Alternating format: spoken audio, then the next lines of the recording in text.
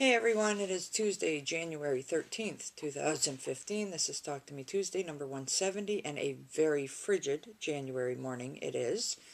Or actually afternoon at the time I'm recording this.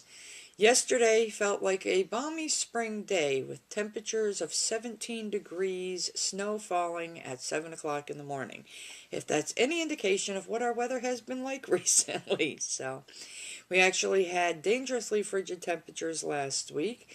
So yes, when 17 degrees and snow feels like a balmy spring day, you know it's been cold. So grab yourself something warm to drink, curl up in your favorite chair, and welcome to my world. So anyway, going to start today by thanking Miss Ofen Jen for her prompt response in my question about the measurements for the sashing for the paper piecing vintage project. It was nice to know that I was actually headed down the right path in what I was figuring for measurements for everything, which means I must be learning something. But I did find out that the name to the little corner blocks I'm going to put in are called cornerstones. I knew they had a name, I just could not remember what they were. So I have looked through the fabric. I have the choice of a couple fabrics. They won't make it all the way through the complete project on their own, so I am looking at having to make substitutions in areas here and there. I'm leaning towards the lines of two fabrics for the outside edge of the sashing, and then two different fabrics for the main part of the sashing. So I think that's what I'm going to end up doing, and I think that will be just fine. But you never know. We'll have to wait and see. So, thank you once again, Miss Elf and Jen. I'm sure I will be eliciting your help again in the future. The next thing up is spinning. I have decided that I have no choice but to take the plunge, jump in with both feet, and break into that beautiful fiber that I received for Christmas if I want to do any spinning. What I'm finding with the roving is as I'm trying to redraft it, pieces are falling off here and there, so it kind of looks like it was spliced together. Not a good thing. So I've decided that since the fiber was gifted to me for the purpose of learning how to spin, I just need to tell myself that that's what it's there for and use it. So maybe next week you will see some spinning, hopefully. You never know. But yeah, it's kind of like I have to force myself to do it. But I will do it. So anyway, what do I have to share today? Not very much as far as completed projects, but I will share what I have. So first off, I have a pair of socks. Last week I had 1.5 pairs done. I now have a complete pair done. Love the yarn, love the pattern. So they are done. The ends have been woven in. All I have to do is take a picture and I'll be able to wear them. So yay, socks. Another pair. I have pairs of socks that I haven't even worn just because they're so pretty. So I have to tell myself that's why I made them and start wearing them. So anyway, there's a completed pair of socks. I don't know when I'll be casting on my next pair, but you never know. And say hi. I'm sure you can see my son standing in the background there. Say hello. Hello. So next up, the next project I had in mind was a pair of gloves. Beautiful. And thanks to the help of Miss Erin, I was searching and all I kept coming up with was fingerless gloves. And I'm saying, I know there are patterns for gloves that had fingers. Well, she was a sweetheart. She sent me some links. I chose one of the patterns that she sent me to make a pair of gloves with. And it is an older pattern, so it just said sport yarn. It didn't say sport weight, but it said sport yarn. And when it came to the needle sizes, it was like 12, 13, and 14. We don't go according to those sizes anymore for needles. But the person does tell you how to figure it out. And I wanted to use the same yarn that I used to make the socks. So I knit up a gauge swatch, well, a couple of them, got the right gauge for the pattern, what the pattern called for, with the right size needles. And I said, okay, good, we're all set. So I started working. And it was for a men's medium, so I knew that there would probably be a little room in it, which was fine with me. That way, if I wanted, I could throw an extra pair of gloves on underneath it for these like really frigid temperatures. So I was fine with that. And I'm working along, and there was a little room, and not a problem. But when it came, after I was done with what the pattern calls the thumb gore, which we call the gusset now, and it came to working the rest of the hand, it told me to work an additional 25 rounds. Let me put the glove on and show you where an additional 25 rounds would have put me. Here it is. I'm sure by looking at this, you can tell there are definitely issues with this glove. This, okay, this was half the distance that they wanted me to go from here to here. If I had gone the full distance, I would have started the fingers way up here. I'm sorry, folks, but I don't know of any man who has a palm itself that is that big. So, as you can see, when it comes to the fingers, they are a bit stubby, okay? This is actually at least a half to 3/4 of an inch higher than where the split in my fingers is. This here is actually like an inch higher. But that's okay. It was my first glove. I could have stopped right here with this finger and ripped it back and said, that's it, I'm done. Need to work something else out. I just decided to go ahead and finish it. I was thinking actually of stuffing it and turning it into a monster and calling it Glovey. So I may still, but I look at it this way. It was good practice for doing the fingers and the thumb, and it was good practice just for my first attempt at a glove. So I think it's hilarious, to be honest. I think it's a lot of fun to look at. But yeah, I can use it around the house for like holding a hot dish, or holding on to the handle of a pot or a pan or whatever. So it can kind of be used, like my son said, for a pot holder of some sorts, a glove pot holder. So, but I think it's really cool. So that was experiment number 1, and that's fine with me. So, and I know I can make changes to the pattern so that it will actually work using this yarn. I just dropped the needle size down. Not as many increases for the thumb gusset as they called for. Not as much work in the upper part of the hand.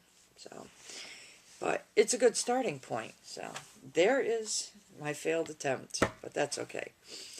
So then I went looking and said, there's got to be another pattern out there.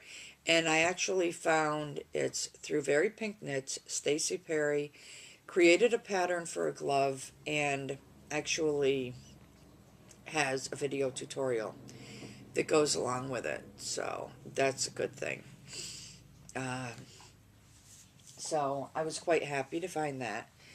And I chose to use, she uses a size 3 needle and worsted weight yarn. She actually uses a wool blend for hers. I decided to go with Karen Simply Soft.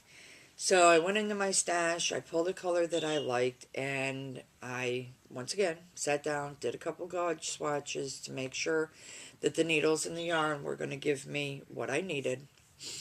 And I cast on. And I have to say, I love this pattern. Not only do I love the pattern, I love the fact that it actually has the video tutorials that go with it, so you can kind of keep track of what you're doing and know you're doing it right. So this is how far I got in the first glove. And it's coming out really well. I love the fit. You can actually try it on, make sure the fingers are the right length and everything. She does give you measurements for the standard glove, but it helps to know, that I can actually customize it to fit my hand or anyone else's hand for that matter. So there it is, really cool. But I got this far in the glove, and I'm looking at the amount of yarn that I had left, and I'm saying it's not going to make it through both gloves.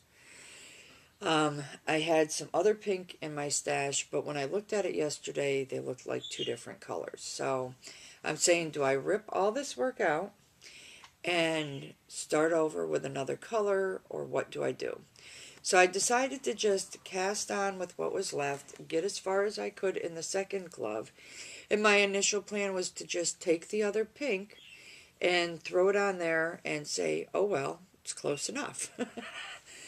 I just pulled the other pink out of my box, and believe it or not, folks, it's a match.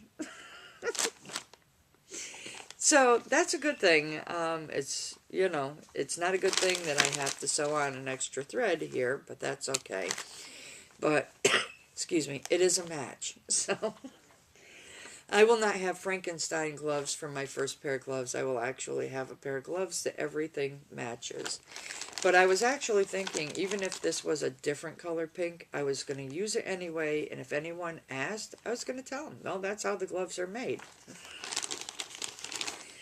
Right? So, but yeah, I have plenty of yarn now to be able to complete this pair of gloves. So you will be seeing at least this pair of gloves, if not 2 pairs of gloves by next week, because I might cast on a second pair. You never know. But yeah, so getting some experience with the gloves helps, because then I can adjust it to fit other people's hands as well. So, but yeah, not too shabby. I mean, from this to this, I'd say is pretty good progress. So anyway, that's all I have to show with you as far as what I've been working on. Now we have a bit of kind of a depressing note to kind of end with. A while back I showed a dragonfly wing shawl that I had made with some absolutely beautiful yarn that I received from Erin. And love the shawl, love the texture, and I would wear it because it would help keep the cold off my chest.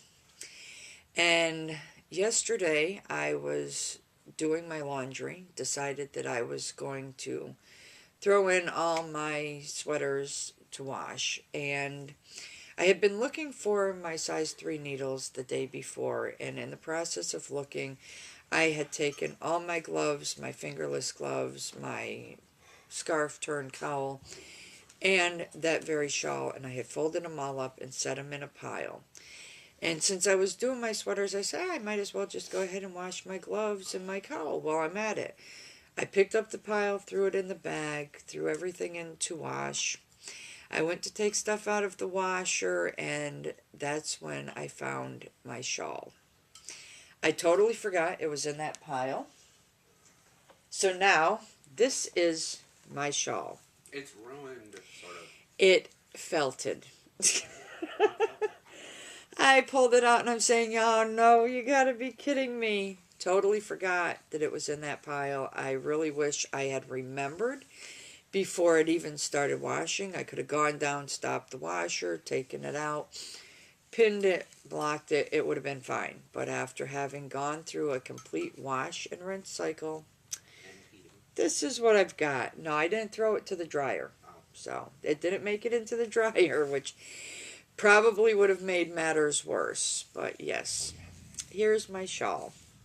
So, it is still nice and soft. It is a bit smaller, but it is still nice and soft. And I know you cannot unfelt what has already been felted, so I'm kind of stuck. But yeah, you know. So this is why I tend to stick to the low-end yarns that are wash and wear, that you don't have to worry about anything happening. If they get thrown into the wash, thrown into dry, they come out fine. So, but yeah, there's my shawl. So anyway, lesson learned, always check to make sure what you're throwing in the wash is what you want to throw in the wash. So I can actually remember someone doing that to someone's sweater at work. She threw a 100% wool, beautiful sweater in the washer. Not only put it in the washer, but put the water temperature on hot. And by the time this sweater was done, it came out like this small. Hey, it's a baby sweater. It's this tiny little thing. And I can't imagine what the woman paid for the sweater itself. So, Yeah. Anyway, I'm going to end on that note. So, And yeah. not a bad note. You know, it is what it is. We get through. Not a big deal. So, with that being said, I do look forward to watching everyone's videos. I hope we get some more videos cropping up in the TTMT group. Last week there were only 3 of us that posted videos, so I hope we see more this week. But I do look forward to watching your videos. I hope you all have a wonderfully crafty week and a wonderfully crafty weekend. As for me, I'm out. I'm going to go grab something to eat so I can get some sleep because I have work tonight. As for you, it's good morning, good afternoon, good evening, good day, whatever it is. I really do hope it's a great one. And I'll see you all then. Bye.